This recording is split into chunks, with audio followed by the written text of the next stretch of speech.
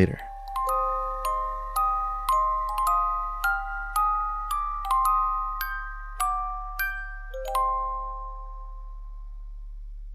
I had the same dream twice in a row. I was lost in a patch of forest by the old Riptree house.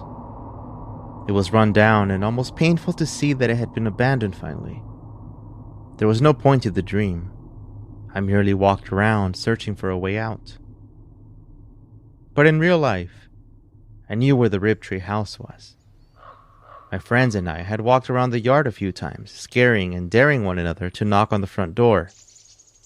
In my dream, the house was in the same place. Except there, the trees surrounding it seemed to never end. But it was during the nightmares that followed when I met Anna.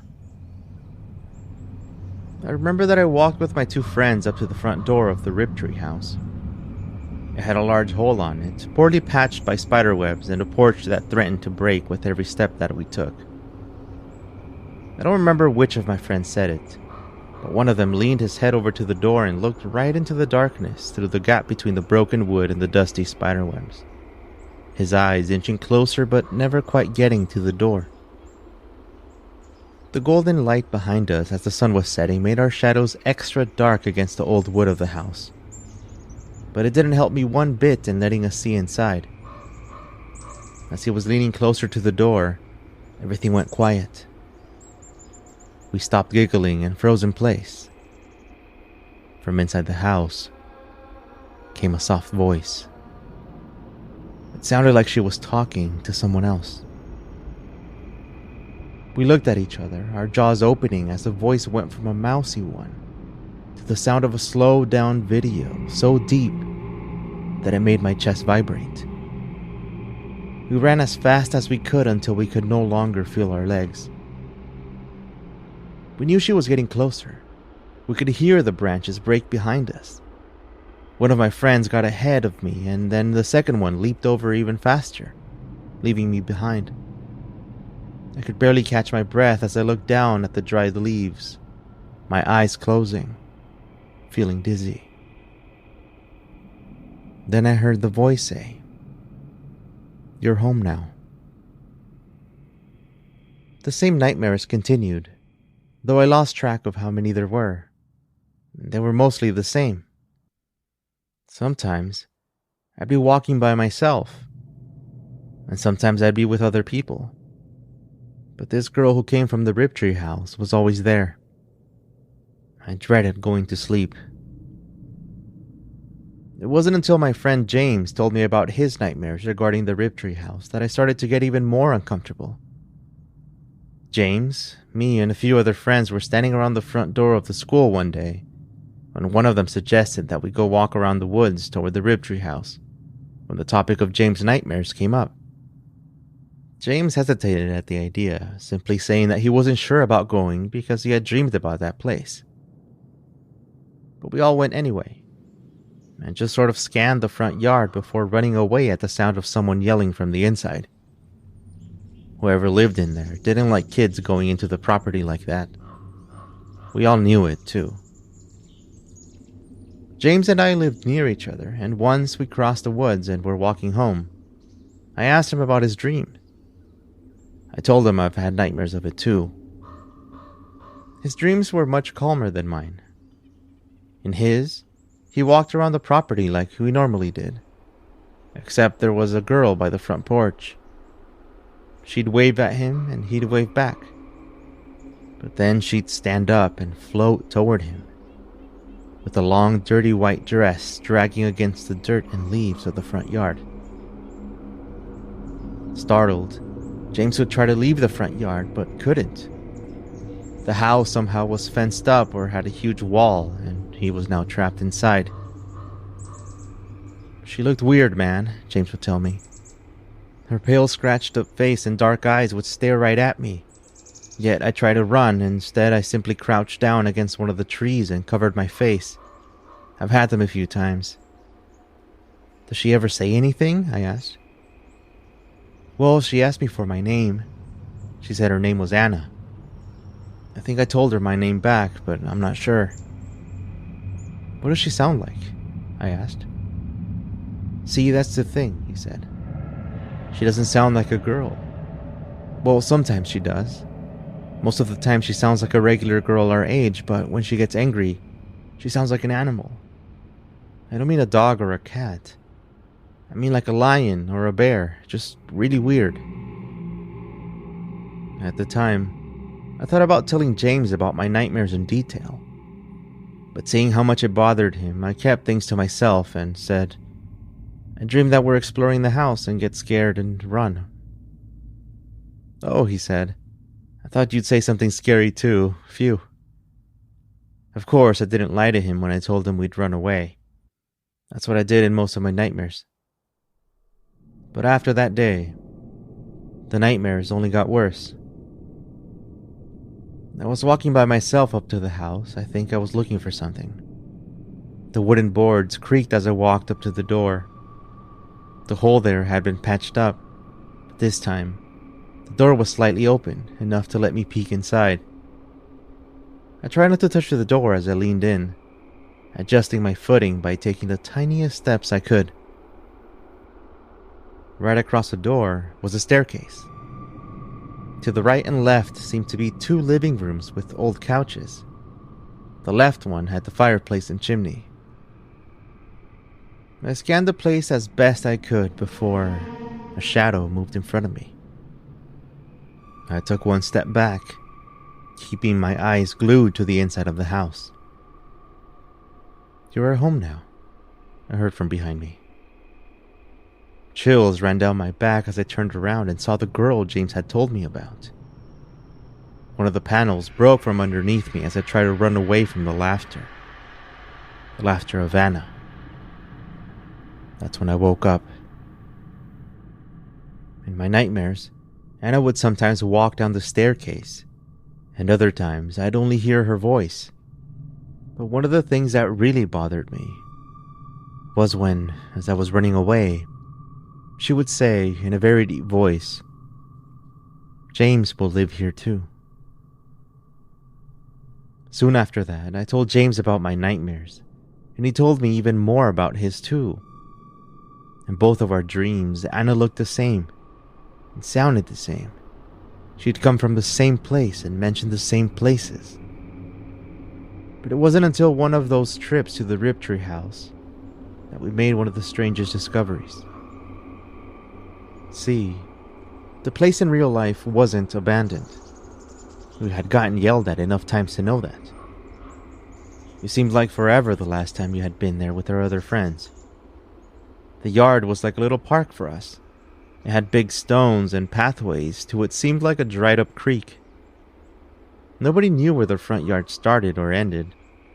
It just seemed to be another section of the woods, so breaking in wasn't really our fault. If anything, we'd only get in trouble for knocking on the door and running away. One of our friends, Brian, spotted a stack of envelopes by one of the rocks about 20 yards away from the front door. And that's how we discovered the mailbox. It was well hidden between a tree and a wooden structure that looked like it was a holder for birdhouses at one point, except it didn't have them anymore. The mailbox was completely stuffed, with envelopes now being neatly stacked underneath it. Nobody lives here anymore, James said, sounding excited. Meanwhile, Brian walked straight up to the door and pulled on the doorknob. It was locked. I followed behind James as he walked up to the porch, the same floorboards still creaking. He gave the doorknob a quick pull as a small part of the old door ripped from under it. He leaned forward, trying to make room for the golden light behind us to seep through the door and let him see inside, so we all moved aside. That's when we saw a shadow move across the porch from behind us. I turned around first. I was the first to see the girl sitting on the patio chair right on the corner of the porch.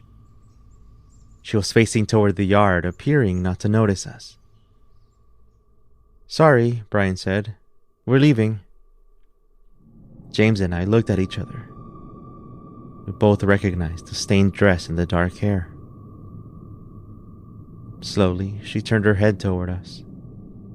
She grabbed the armrest as she leaned forward, ready to stand up.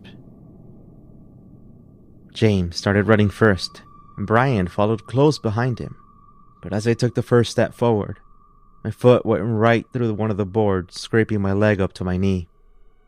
I was shaking as Anna stood up, twitching her way toward me. I shook my leg loose and bolted down the steps, catching up to James and Brian by the mailbox. "What was that?" James said, pulling on my sleeve. I wanted to check on my leg, but Anna was walking toward us already. I ran ahead through the woods, but the pain on my leg was growing. James and Brian passed me up quickly as the voice behind me grew deeper. My vision was fading. I looked down at the leaves as everything went dark, and a booming voice whispered, "You're home now." I woke up. Hey, everything's okay," I heard from above me. I was at our town's clinic. My leg was wrapped up and James and Brian were with our parents outside of my room. The nurse opened the door for James and Brian. "Dude, you took a fall," Brian said, trying to make us laugh. Then they explained to me that my leg had gotten stuck on the steps as James was reaching in to open the door. I didn't remember any of that. Not me passing out, not waiting with Brian as James ran back to let my mom know. Nothing. "But look what I got," Brian said, pulling out a square white envelope from his jacket pocket. "You stole it?" James said, probably way too loudly. "That's illegal," he said, whispering this time. Inside it was a card with the address to the Riptree house, and to the name Martha Riptree on the front. "Her name is Martha, you guys, from the family that moved out," Brian told James.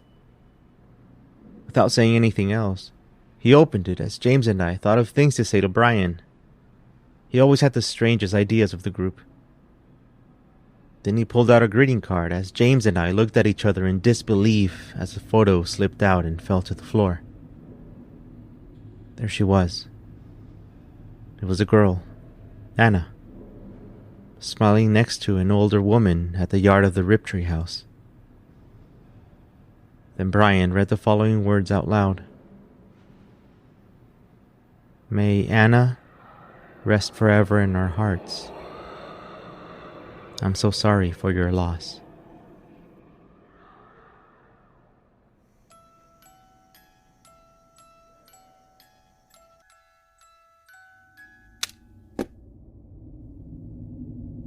I used to volunteer at an elementary school when I was in high school for some credit hours that I needed. I got lucky because the waitlist for the easy volunteer projects was huge. Besides this one, I think the game room gig was a bit easier. But I've always enjoyed being around children, coming from a big family with lots of them, so I didn't mind it. The school was about 3 blocks away from the high school, and we had to leave during the last period of class and then later walk back to sign out, unless we had permission to go home straight from there. The first day was a little awkward, since I got mistaken and placed with the 5th graders, but they fixed it the following day I was there.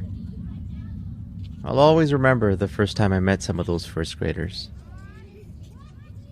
I went to the restroom set for the staff as soon as I checked into the school.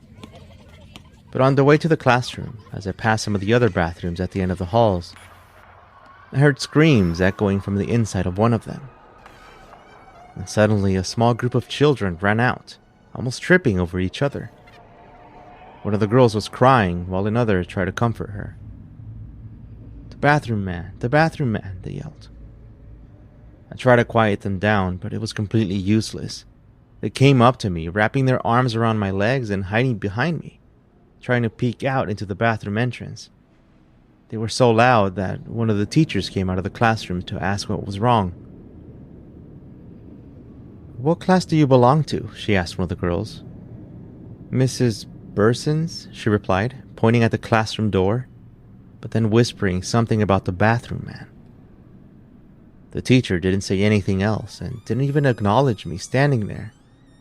She went back into her classroom as the rest of the girls stood there, waiting for the one that was crying to try to convince her to try to go back to her classroom. That's when the teacher came back out.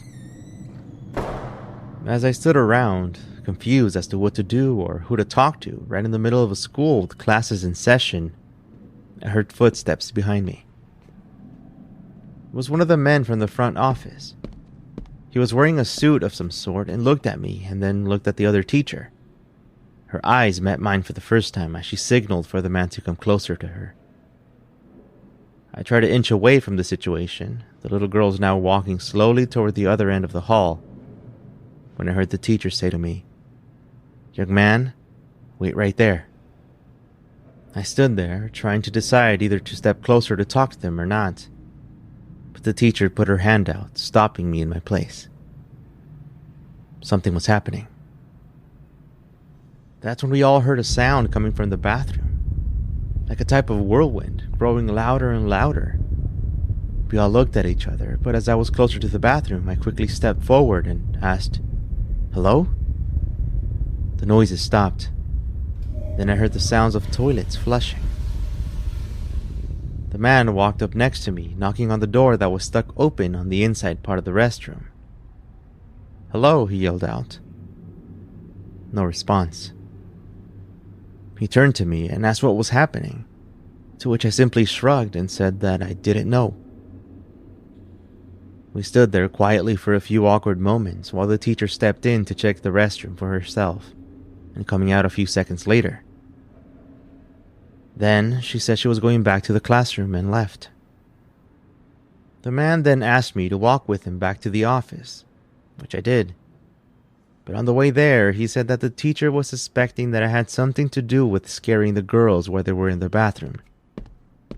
That's when I realized that I was very close to being accused of something. It turned into a whole big thing. I explained my situation right there in his office. I found out that he was one of the assistant principals. I told him that I was walking to the classroom I was assigned to when I heard screams, and they all ran out telling me about the bathroom man. They called the teachers of the girls that had run out, and the girls were asked one by one about what had happened earlier. And their stories all sounded extremely eerie, even to me. They said that they saw a man standing with a broom by the corner of the bathroom. They said he was old with white hair, yellow teeth, and a blue uniform, though some of the girls said it was actually green. I hadn't seen anyone else, but I was glad that any blame toward me was completely gone by this point.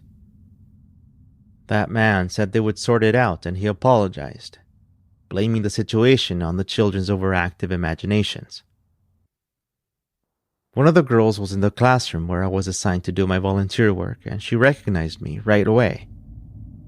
She introduced me to the rest of the class as the teacher who saved them from the bathroom man. I wasn't a teacher, and I didn't save them, but the story stuck. And the story spread with some of the staff members too, because one afternoon as I was getting ready to leave, one of the custodians came up to me and asked if I was the young man who saw the bathroom man. He said that throughout the years he had been working there, he's always felt something strange when he cleans that specific restroom, and every once in a while, the toilets and sinks seem to flush and open on their own. It's the restroom with the most flood work orders out of all of them, and nobody knows why. "One day we'll figure it out," he said. "Let's just keep listening to the children. They're the only ones who see him."